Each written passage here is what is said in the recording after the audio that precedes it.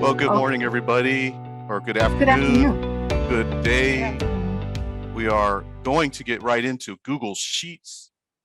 Kathy and I are instructional technology outreach coordinators here at LACOE.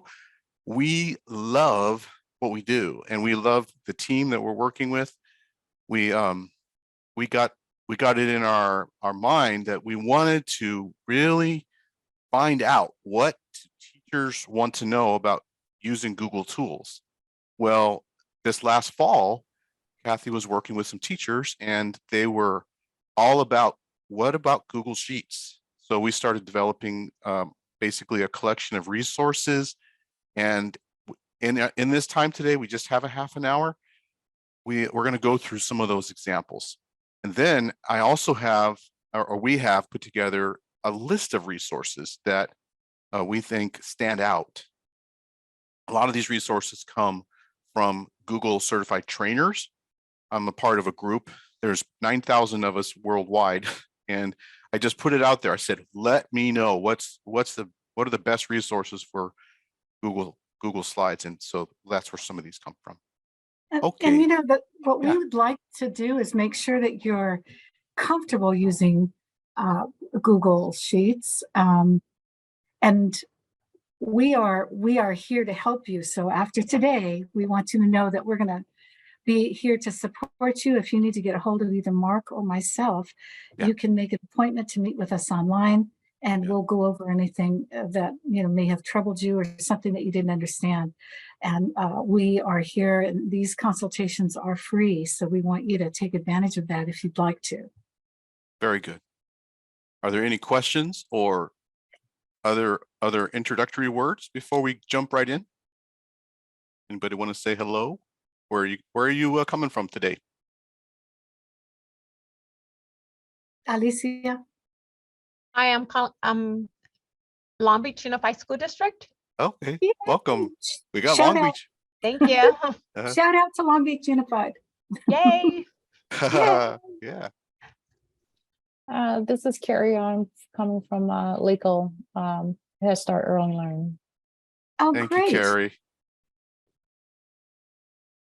Good afternoon, everyone. This is Sylvia for HSEL LACOE as well.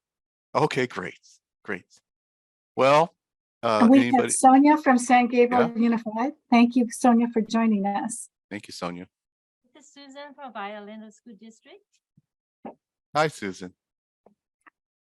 Well, there are many surprises when it comes to Google Sheets. It's I think the one of the apps that often gets overlooked, because when I was teaching, especially when I was teaching younger students, I thought spreadsheets were only for older students. But then I came across some resources and some ways that I could introduce spreadsheets even to the very young. And I wanted to just encourage you today to have an open mind. We're going to look at some very innovative ways that people are using Google Sheets. First, in elementary. So we have this example that is a birthday graph. Kathy? So I'm going to move the window aside, but I'm going to be talking about these two examples, and my partner Mark is going to be navigating. This is how we decided to do it, so he can show you what's going on. First of all, what you see in front of you right now are the two graphs. And there is a resource where we took this example from. And Mark's going to bring up the graph right now, and we'll see how it works. There it goes. Sorry, it was just a little bit delayed in loading, but there it is. Well, there are instructions in every resource that's in this collection by Jessica Toomey and Christine Pinto. They are two teachers who created something called Innovating Play. And so let me talk about the first one. What you see are these two graphs. They're side by side. And what they're meant to be used for is as a way to collect information about students in your classroom. So a lot of first, second, and third grade, and even kindergarten teachers, they collect information about their students. And one of the things that most children know without too much prompting is what month their birthday is. They usually Well, know that. I'm gonna go ahead and And put mine in on February. so we're going to show you how the graph works, and Mark's going to add, and maybe because we have a smaller group today, When's your birthday, Kathy? my birthday's in September, Okay, so I'm gonna and go over to September. we can shout out if you'd like to put your birthday on this graph. Birth month, anybody? Birth month? Yeah, just give us the birth month and we'll add it to the graph. March. We got a Thank you, March. Alicia. June. Well, Thank Oh. you. oh, that was Alicia? Well, yeah, Alicia's Alicia's in for March. March. Alicia, okay. Alicia's March, and then I think Who it was was June? Sylvia. June. Sylvia. Sylvia? Yes. Susan, December? Somebody said November. Susan? Yeah, December. December. November. Oh, I December. think I'm December, sorry. yeah. Can't hear. That's okay. Sorry. I got you. I got you. Now notice as Mark is entering the names on the graph, they're colorizing. And right now, if you're teaching with your students and they're seeing this happening, and notice to the left, we have a number line from 1 through 9. And that represents, the number line will represent the number of people who have a birthday in the same month. So for example, if we look at February, we see there are 3 students in our classroom that have a birthday in February, 2 people that have a birthday in March, 1 person in April, and this is a way to kind of motivate conversation with students. So you can have them look at the colors and how many students are having this birthday in the same month, and you can have a conversation about that while they're learning about what data collection is and how data informs our understanding. And this particular collection also has 2 of these graphs that sit side by side. So what you can do if you have both graphs going, and maybe you have a partner teacher that you're working with, you can label class 1 with your name, you can put class 2 with the name of your partner teacher, and then you can do your partner teacher will have had this conversation with her students, and then you can start comparing the 2 collections of data to see which classroom has more birthdays in February, which classroom has less birthdays in September, or whatever the case may be. But the data informs your conversation. That is the graphs. Now we're going to move on to the second example. I can't wait. This is my favorite right here. This is so fun. There are 2 things that are included in this. Eric Curtis has a page, a website. Oh, thank you for going there. It's Eric Kurtz, and his website is called Control. That's okay. Control Alt Delete. That's his blog. Go ahead. And what this is a way for you to introduce your students to Mondrian art, but you also get to let them play with Mondrian art. And this requires a little bit of keyboarding skills. Now, what you see here, the directions are here. And, for But I'm going to go right to creation. Can I just start? Can I just start fiddling and she's talking? Okay. All you have to do to make this work, because the spreadsheet is already set up. I mean, the sheet is already set up. Notice that Mark created a collection of squares. He's just using his mouse and he's highlighting areas. And then he's going to do a merge. That's what he's doing. That's why the block is turning white. That merge button there. Clicks on the merge button, he's able to select an area, then he merges, and then the box appears. What we're going to do after he has several boxes, and I think right now might be a good time, but whenever you're ready. All right, I'll take the cue. Start pouring the paint can into our collection. There we now, go. because this is Mondrian art, he only used the primary colors, but you don't have to limit yourself to that. If you're using this with young children, they'll probably want to use different colors. But what's interesting about having them do something like this, since it's already set up for you, you don't have to create anything. That's the wonderful thing about having templates like this.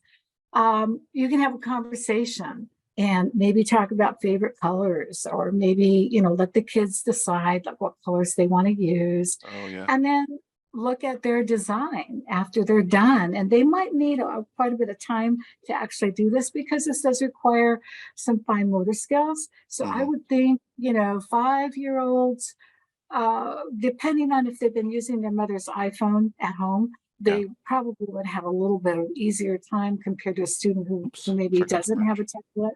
Yeah. Because they do have to learn where that merge button is, but it's something that can be taught to them. And that's actually a word that they can learn. That would be one of their first sight words. So they'll then know where to click on the template. I've also, oh, go ahead, Mark. I was also going to say, it's really easy to just click into those merge cells, and then you can put a title or a label. Like, let's say you wanted to make this into a poster. Then I would just put Mark's art. Or, you know, What would be nice is if your students did use this and they've all created their own artwork, you can print these out, post them in the classroom.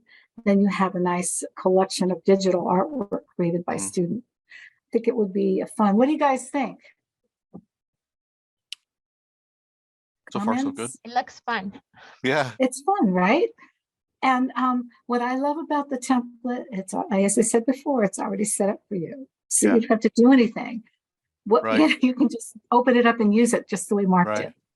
And Eric focuses on resources like this that are very ready to go, you know, and they're all for free, which is one of the things I like. He just came out with one, I think, a week ago for Valentine's Day, and it involves sorting, classifying, things like that. It's probably more for older elementary, middle school. But this one, I want to see how complicated that is. I'd like to look at. I haven't played with it yet. Because sorting and classifying is something you do even in kindergarten. So you would be doing that in first, second, and third grade and on up. So those are the two examples we wanted to show you today. To see more, make sure you go to the Innovating Play area, and then you'll be able to see all of the offerings that are there for you to download. Yeah, definitely. And the last slide in this deck has a whole page of resources. So we just picked a couple that we could go through. Okay, I put in this slide, and it's something I'm working on. I haven't completed it yet, but it's the idea of using Google Sheets to help with classroom management or to help the students manage projects. So I just put it in here as a reminder. Still more to come. Okay, so let's keep going into secondary. I think as we deal with secondary, we also are reminded that you know, spreadsheet use and Google Sheets, you know, can apply to different subjects in different ways. It's not just math where you can apply spreadsheets. The first example here is by Tyler Robinson, and I just wanted to mention something first. Of the two examples we have, one of them is designed for K-12 or for, you know, a school setting. That is the next one that's sponsored by Google. But this first one that is based on the work of Tyler Robertson is how do I say this?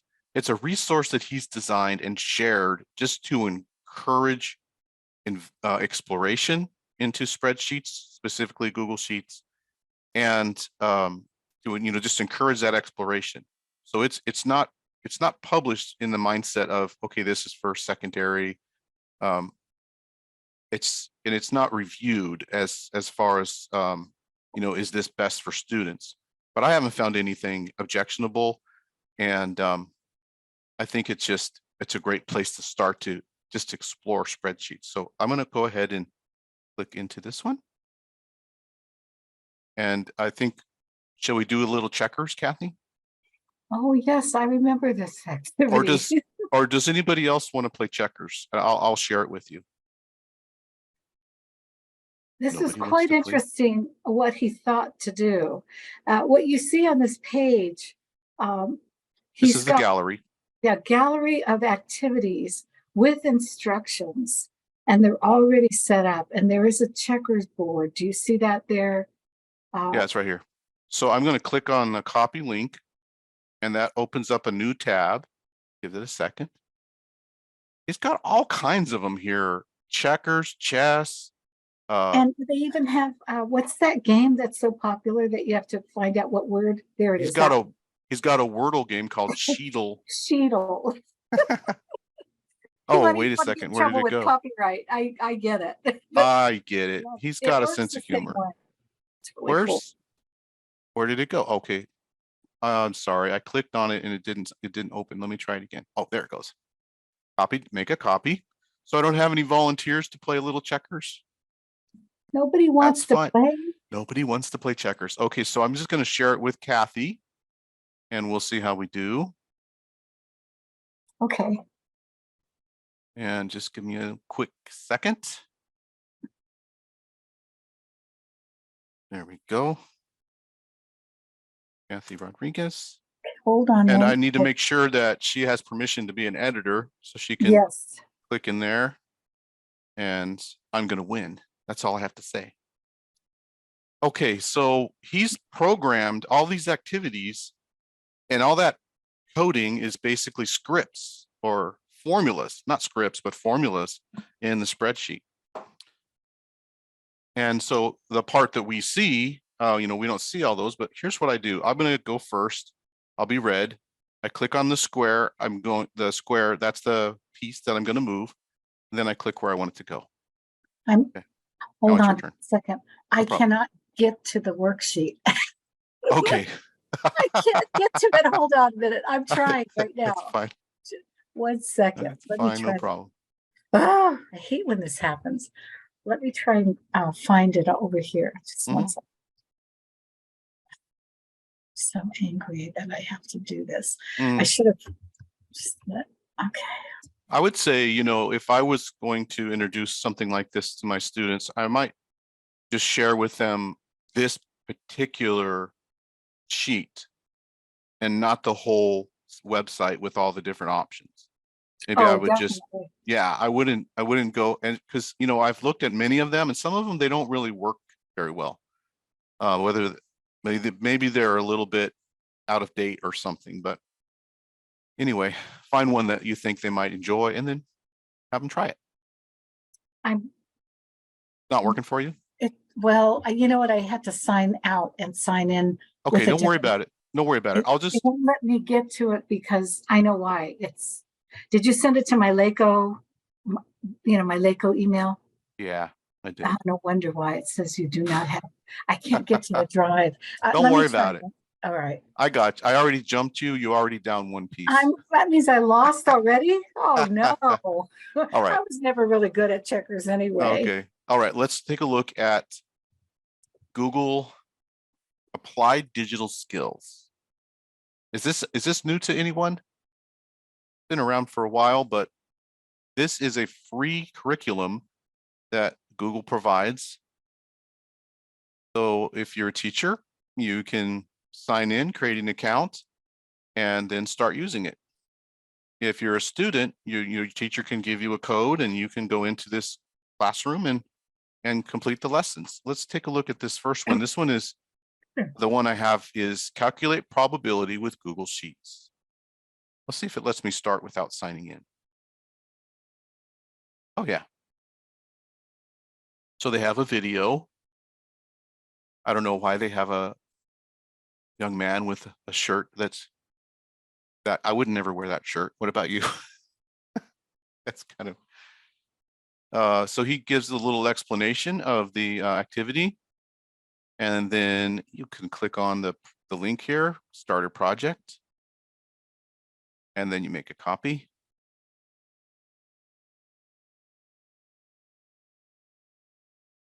And there it is. There's the example. That's the basic template. Rest of it, I have to go back and it says here's the instructions. Open the project, make a copy, did that, add a title, use number 2 and 12 and add it to the sheet. Move on to the next video. Okay, let's see. So I don't really need to give it. It already has a title. How about I choose 1 and just add it here?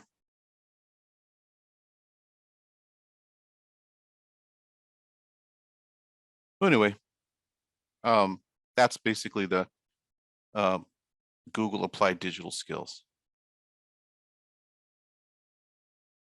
So, it's something that you can just give it to the students if they're ready to work on their own. And it's going to be something extra. It wouldn't have to be something that you assign to everyone. But maybe this could be one of the choices that they have as far as being introduced to Google Sheets, or maybe in a way to learn about probability. What do you think, Kathy? Well, for some teachers, this might be a mathematically, if you're teaching this Right. anyway, Yeah. you can have a practical application for students so they see how it's a model, so they can see how Yeah. probability works in the real world. There are other models, but we thought It kind of Sheets would be- reminds me of Khan Academy in a way, but with a Google brand. Yeah. And I mean, it's kind of nice that it's very accessible. I can just skip through it too. Just click next and I go to the next little video. So you can also, if you go to just back to the applied digital skills, let's do a search to see if they have any new lessons that are based on Google Sheets. Let's see here, teacher. How are we Do doing you on all time? know how to get to this particular site? Google for Education. It's got, I mean, he's going to do a search, but are they able to access this as well? Are they not? Oh yeah, you could just use your school account. And like I just logged in with my school account. What? Uh-oh, That's my what's happening. school account doesn't let me. See, that's what used happened to. to me. We have Is to that what do happened to some, you? yeah, I can't Okay. access things and I don't know why. We have to fix something. That's No why. problem, no problem. Okay, we're getting close to the end in this half hour, and I'm just going to mention a couple of these that we didn't get to do in the time we had. One of them is this one. It's third from the top. It's a little video that Matthew Winters made, and it just launched like yesterday, and it already had 100 views. He's Google, just say again? Googly? Yeah, get googly. Get And Googly. Oh. he starts out kind of funny about falling in love with Google Sheets, kind of sentimental, or kind of like he decided to rekindle his love with Google Sheets, and so he gives some updates on some of the newer features and some things he thinks would be very helpful for teacher productivity. That's that third one there. We have the link for Christine Pinto and Imagine and Design, but Kathy, you forgot to mention your special connection to Kathleen or Christine. Oh, Christine. Well, one of my colleagues that I worked with for LA Unified for a few years, this is his daughter. Okay. She became a teacher, and now she's becoming a teacher influencer. And actually, they have published a book now based on these games that they created for the classroom. We think we'll find it useful. You don't have to buy the book. You have access to all of these resources at your fingertips. And we hope that you'll look through them and find things that you can use in your own classrooms that you don't have to recreate. Definitely. We want to know, don't we? We want to know what you're thinking. We have a simple evaluation tool. I'll put the link in the chat. We would love for you to take a minute to do that. Let me go back and click on that so it's obvious. There we go. So you under workshop, you go down here to TechBite's Google Sheets, and then you'll pick today's date. Put that link, and there's a place in there for you to write comments like, let's do this again. Or maybe there's another topic that you'd like us to do a TechBite on. We would love to hear that. Can we place that link in the chat? I'm going to put it in there. There's the link. There's the link to the chat, and I'm going to put the link to the slides again in the chat. Oh, yes. That's remember, that has all the links we shared today, and goes right there. Okay, one other comment as we're finishing up is Kathy and I are determined to create more of these, aren't we, Kathy? We want, we want to actually help you if you're interested in becoming a Google certified educator. Yeah. We know that for some teachers, that's an important step in your career. If it's something that you're interested in doing, we'd like to help you with that process by providing classes that will help you so that when you take that test, you'll pass and you'll get your badge for Google certified educator. We right now, we don't know if this is something that teachers are still interested in doing.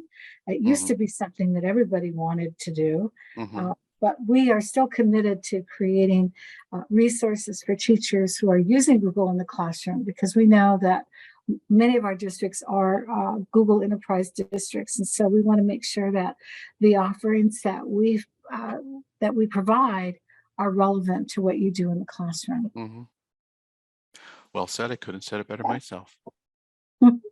Thank you for coming today. We'll be here. We're not rushing off. So We're going to sit here for a few minutes. Feel free to stick around if you have questions or comments. We'd love to hear from you. Yeah, if you're looking at the resources right now, you're just kind of thumbing through and taking a look. If you have a question about one of those things, or you want to have further information, we're going to stick around for a bit. We like to be able to, as our schedule allows, to stay online with teachers. If there's something that they need or a question that they have, we're here. We want to help you. And also, as I said earlier, you can make an appointment with us.